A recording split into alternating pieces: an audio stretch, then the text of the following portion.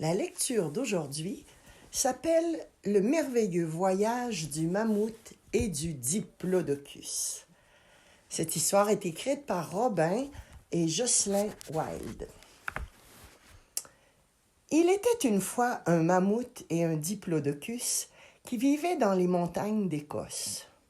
Ils avaient pour tout logis une caverne et pour toute compagnie quelques moutons déplorablement stupides.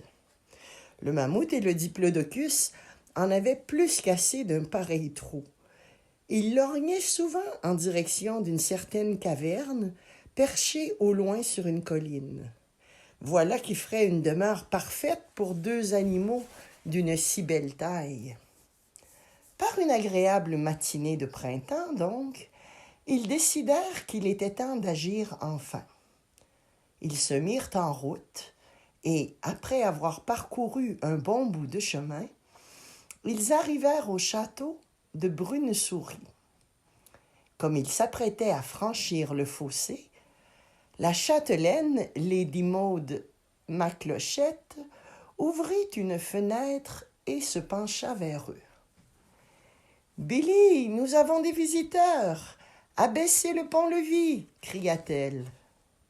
Les chaînes grincèrent, le pont-levis craqua en s'abaissant, et un visage maigre et rouge fit son apparition à côté du portail. « Mais, milady, ce sont deux monstres !»« Eh bien, cher Billy, présentez-les-moi, » répondit Lady Maud.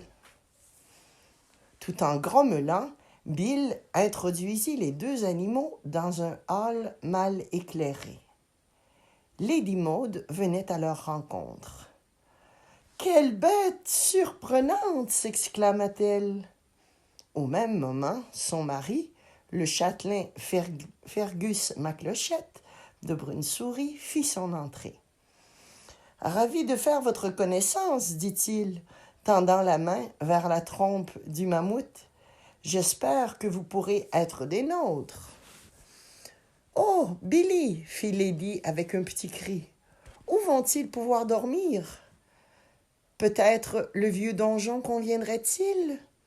Il faudrait que vous y déposiez du fourrage pour qu'il soit plus confortable. »« J'y ai rangé mes pommes, ils vont tout renverser, » ronchonna Bill. « Je suis sûre que vous allez vous débrouiller, cher Billy, » répondit Lady Maud. « Et maintenant, c'est l'heure de jouer de votre cornemuse. » Tout renfrogné, Bill prit son instrument dans un coffre poussiéreux et se mit à marcher, frappant des pieds en cadence pour marquer l'accompagnement. Il soufflait tant qu'il pouvait et les sons aigres de sa cornemuse partaient vaillamment à la rencontre du vent du soir. Le mammouth et le diplodocus se plaisaient bien à Brunesouris. La nuit, ils ronflaient paisiblement dans le donjon. Tous les matins, ils avaient du porridge pour le petit déjeuner. Bill en préparait pour tout le monde. C'est économique et ça vous préserve du froid, aimait-il à répéter en fourgonnant dans la cuisine. À vrai dire, le château était très mal chauffé. Le châtelain était trop pauvre pour se payer du feu. Il n'avait pas non plus d'argent pour faire exécuter les réparations indispensables et le château menaçait ruine. Les petites promenades du mammouth et du diplodocus sur les remparts provoquaient des fissures dans les plafonds à l'étage en dessous. Bill, étant l'homme à tout faire du château, il n'appréciait pas du tout d'avoir sur le dos ces deux monstres. Un jour, il les trouva dans le jardin potager. « Qu'il décampe, rugit-il. Ce voleur de reptiles me colle au talon et son compère à trompe arrose mes fleurs de ses poils. » Lady Maud lui adressa un sourire apaisant.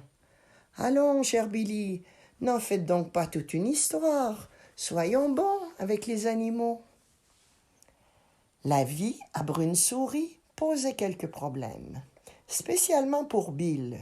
Il ne cessait de ronchonner. tandis que le châtelain passait ses journées à la pêche avec le mammouth et que Lady Maud tricotait en rêvant près du fossé du château. Un matin, il y eut un drôle de bruit dans le ciel. On grimpa sur les remparts pour voir ce que c'était. Un petit hélicoptère atterrissait. La portière s'ouvrit et un gros bonhomme descendit de l'engin, un porte-document à la main. « Salut les copains !» lança-t-il. « Je suis Sam T. Hamburger de Californie, USA. Dites-moi, votre château est vraiment chouette. Ça vous dérange si je prends quelques photos? » Lady Maud lui proposa une visite et lui montra le chemin du donjon. Elle avait complètement oublié le mammouth et le diplodocus qui étaient en train d'y faire un petit somme. Monsieur Hamburger fut très surpris quand il les vit tituber à sa rencontre. « Sapristi !» s'écria-t-il, « mais c'est un vrai diplodocus d'origine que vous avez là. Et un mammouth tout entier. Ils doivent être âgés de milliers d'années. Je parie qu'ils sont les seuls encore vivant sur Terre. »« Ouais, des drôles de phénomènes aussi, » murmura Bill amèrement. Quand ils prirent le thé, M. Hamburger donna libre cours à son excitation. « Ça doit être formidable de vivre dans un château, toutes ces batailles, tous ces rois, tous ces fantômes. » « C'est en effet plutôt humide et froid, » soupira Lady Maud. « Cela s'effrite de partout et nous n'avons pas de quoi faire les réparations. »« Dites donc, j'ai une fameuse idée, » tonitruha M. Hamburger. « Je vais emporter par bateau votre château, je vais le reconstruire chez moi en Californie et vous y vivrez tous. Bien sûr, je paye tout, j'ai tout le fric qu'il faut pour ça. » « Oh, quelle charmante idée !» s'écria Lady Maud. Après le thé, M. Hamburger grimpa dans son hélicoptère et s'envola. Le matin suivant, des ouvriers du bâtiment arrivèrent pour démonter le château. À l'intérieur, Bill chantait d'une voix rocailleuse tout en remplissant boîtes et caisses. D'innombrables camions arrivèrent bientôt pour tout transporter jusqu'au bateau. Le châtelain et Lady Maud prirent la tête du convoi dans leur vieille automobile que conduisait Bill. Pour finir, quand tout fut embarqué, le navire leva l'ancre et mit le cap sur le large. Lady Maud cacha ses pleurs dans son mouchoir quand sa chère Écosse disparut à l'horizon. La traversée fut rude. Bill eut le mal de mer presque tout le temps et Lady Maud dut lui donner des médicaments. Quelques jours plus tard, le navire entrait dans le port de New York. M. Hamburger les attendait, faisant de grands signes. « Hello !» hurla-t-il. « Formidable de vous revoir tous !» Lady Maud pâlit. « Oh, Billy, j'ai perdu les passeports !» Bill, la mine lugubre, les chercha dans tous les bagages. Il les trouva finalement dans le sac à main de Lady Maud. Les deux animaux firent sensation à New York. Tous, ils visitèrent de nombreux magasins. Bill alla dire bonjour à son oncle. Le diplodocus rencontra des cousins au musée. Bientôt, un télégramme arriva. Le château était prêt. Le train personnel de M. Hamburger les attendait à la gare. Le chef de gare agita son drapeau et le convoi s'ébranla pour la Californie. Il y avait tant de choses à y voir.